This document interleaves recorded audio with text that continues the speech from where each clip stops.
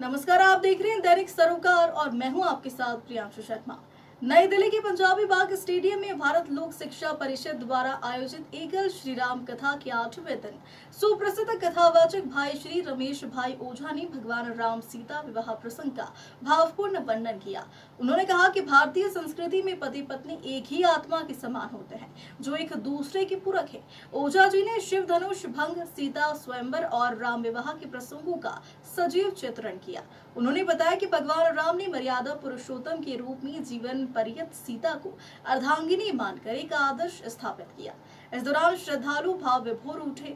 दिल्ली विधानसभा अध्यक्ष विजेंद्र गुप्ता और सांसद योगेंद्र चंदोलिया समेत कई विशिष्ट अतिथि कथा में शामिल हुए। आयोजन में सहस्त्र चंडी महायज्ञ, सांस्कृतिक प्रस्तुतियां, अयोध्या श्री राम मंदिर की झांकी, एकल स्कूल और लाइव कंप्यूटर लैब प्रमुख आकर्षण रहे।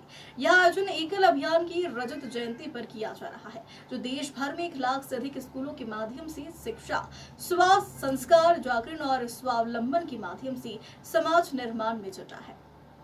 8 दिन की कथा आज अपने अंतिम पड़ाव में है और यहाँ पे हजारों श्रद्धालुओं का, भक्तजनों का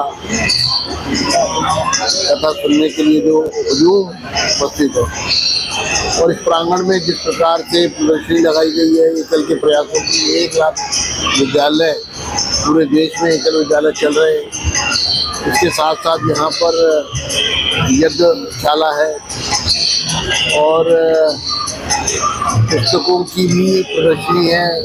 ओझा जी के द्वारा जो रचित पुस्तकें हैं, तो अद्भुत दृश्य है, मनमोहक है। कथा पूरी तरह से आनंद दे रही है और वही ज्ञान की गंगा बह रही है। मुझे भी इस अवसर पर यहाँ आने का अवसर मिला, अपने विचार व्यक्त करने का अवसर मिला।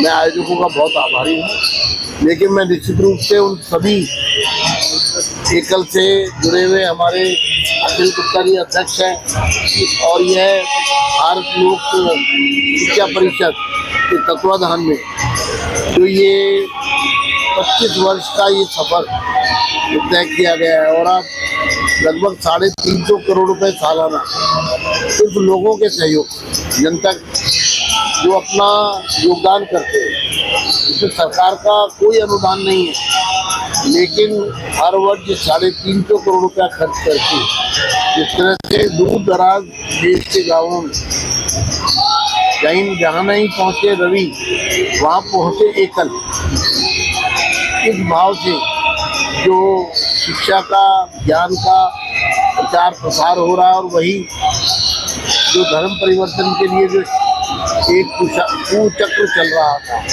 उस पर भी कहीं ना कहीं रोक लगाने का काम इस संस्था के प्रयासों से हो रहा है। मैं बहुत बहुत बधाई देता हूँ, शुभकामनाएं देता हूँ। एक अपील भी कर दीजिए हमारे, और मैं सभी साथियों से अपील करूँगा जो अधिक से अधिक एकल के संकल्प से जुड़ें, शतकवीर बने और अपने सहयोग से, आपके सहयोग से 30,000 रुपया मात्र आपके सहयोग से वर्ष भर में एक विद्यालय बनता है और इसी तरह है 1 लाख विद्यालय हो, आपके अपना सहयोग से 1 लाख की संख्या को 2 लाख तक पहुँचा। मेरा नाम सीपी शर्मा है। मैं कजरिया टाइल्स से, कजरिया सिरेमिक से head of the department retired. I was at the senior level, reporting to CMD. तो यहाँ जुड़ने के बाद आप मतलब मैं जो फील कर रहा हूँ वो जैसे पूरा स्काई पे यहाँ जो फीलिंग आती है ना, मतलब लगता है कि we are living the life. तो यहाँ जो रहने में, जो मतलब आने में, जो यहाँ पर सुनने में, जो हमारे रमेश भाई जी हैं जैसा बोलते हैं, अगर आप उसको ध्यान से सुनेंगे तो कई बार इमोशनल हो जाते हैं, आंखों में आंसू आ जाते हैं। रमेश भाई के भी लाल आंखें हो जाती हैं। तो लगता है कि जैसे हम राम राज्य में ही पहुँच गए। ऐसा लगता है कि हम राम राज्य में पहुँच गए हैं और वहाँ फीलिंग आती है कि हम भी राम राज्य के एक सिटीजन हैं, हम वहीं पर रह रहे हैं। और वो ऐसा लगता है, बिल्कुल नेचुरल फीलिंग आती है और अंदर से ऐसा लगता है कि हम जो लाइफ जी रहे हैं उस लाइफ को चेंज करना, इससे जुड़ना बहुत ज़रूरी है।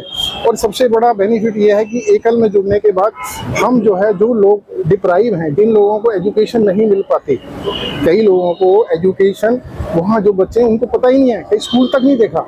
तो ये जो हमारा जो मिशन है, पहले स्कूल बच्चों को स्कूल भेजा जाता है, लेकिन ये एकल के अंदर क्या है, स्कूल को बच्चों तक ले जाया जाता है वहाँ जो है। और इसमें बड़ी ट्रांसपेरेंसी है। ट्रांसपेरेंसी वैसे कि भाई हमने वहाँ सुपरवाइजर रखे हुए हैं, वहाँ टीचर रखे हुए हैं, जो भी आदमी फाइनेंस करेगा स्कूल को वो जा करके वहाँ उसको ऑडिट कर सकता है, वेरीफाई कर सकता है, उसके नाम से चल रहा होगा, उसके नाम का बोर्ड लगा होगा, तो उसके ऊपर सुपरवाइजर है, वो उनकी अटेंडेंस लेते हैं। तो इसमें बिल्कुल इतनी ट्रांसपेरेंसी है कि आपको खुद को लगेगा you are doing something for the society. और ये मैं तो समझता हूँ कि अधिक से अधिक लोगों को जुड़ना चाहिए। और इसमें जो है आपको मानसिक संतुष्टि तो मिलती है, आपको अंदर से भी ये लगता है कि आप, क्योंकि मैं I believe in almighty God, जो मतलब जो आपके कर्म है, कर्म को सुधारना है तो आपको अपने कर्म जो ऐसे करने हैं जो आपकी ये कैरी फॉरवर्ड होते हैं। क्योंकि आप जो भी कमा रहे हो, जो भी है, अगर वो तो सब रह के जाना है, सब यहीं पे रह जाएगा, वो कभी साथ नहीं जाएगा, वो यहीं रह जाएगा, सिर्फ जाएगा ये कर्म आपने किया। अगर आपने अच्छा कर्म किया तो आप जुड़ते हैं, नहीं जानते, क्योंकि वहाँ जो बच्चे हैं उनको खाना तक नहीं है, कईयों को नहीं है, उनको एजुकेशन मिल रही है, उनको शिक्षा मिल रही है, उनको पता लग रहा है दुनिया में हो क्या रहा है, पढ़ाई क्या है, इससे क्या मिलता है, अवेयरनेस होती है। अगर हमने इतने स्कूल खोले उसमें से 10% भी ग्रोथ कर करके पोस्ट ग्रेजुएशन करते हैं, ये करते हैं, it's chain reaction, it's going to from here to there, people to people. So it's, मैं यही विश करूंगा कि अधिक से अधिक लोग ज्वाइन करें। और एक तो इसमें आपको भगवान के श्री चरणों में आपको एक मौका मिलता है, और दूसरा आप जो जरूरतमंद हैं, वाकई जो जरूरतमंद हैं, उनको अपनी इच्छा से आपका धन वहाँ लगता है, तो आपका धन जो कमाते हो उसमें भी शुद्धि होती है और बरकत होती है। मैं सबसे यही करूँगा, सबसे रिक्वेस्ट है कि इसको ज्वाइन करें, अधिक से अधिक लोग ज्वाइन करें, आपको खुद आनंदित महसूस होगा। मैं तो अपने बारे में क्या बताऊं कि मतलब मेरे पास वर्ड्स नहीं है कि मैं आपको एक्सप्लेन कर पाऊं कि मैं कितना अच्छा फील कर रहा हूं।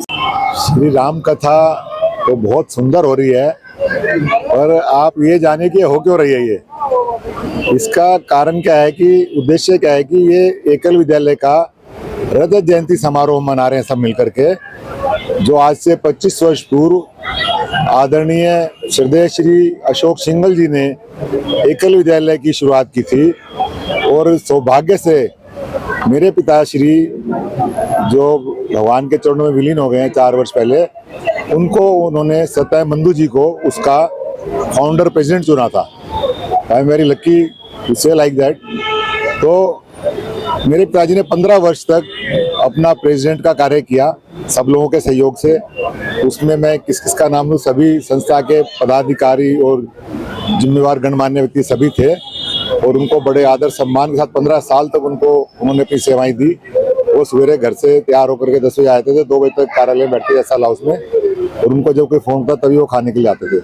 तो शुरुआत में किसी भी संस्था को चलाने में बड़ी मेहनत लगती है, धीरे धीरे करके आज हमने 25 वर्ष पूरे किए। हमें लगता है जैसे कल की बात है, क्योंकि हमें समाज के हर वर्ग का सहयोग मिला। पहले हमारी राशि 16,000 रुपये पर स्कूल से शुरू हुई थी, जो आज बढ़कर 30,000 रुपये पर स्कूल हो गई है।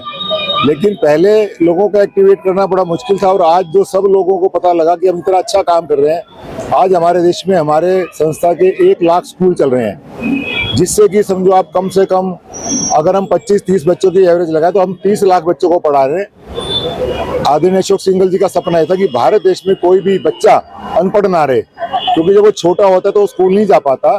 तो स्वामी विवेकानंद जी ने कहा था कि हमें अगर बच्चा स्कूल तक नहीं जाता तो स्कूल को बच्चों के तक जाना पड़ेगा। तो अशोक सिंघल जी ने उसी सपने को पूरा करते हुए वो बच्चों के घर तक गए, चाहे वो बच्चा किसी किसान का था, चाहे किसी खेत में था।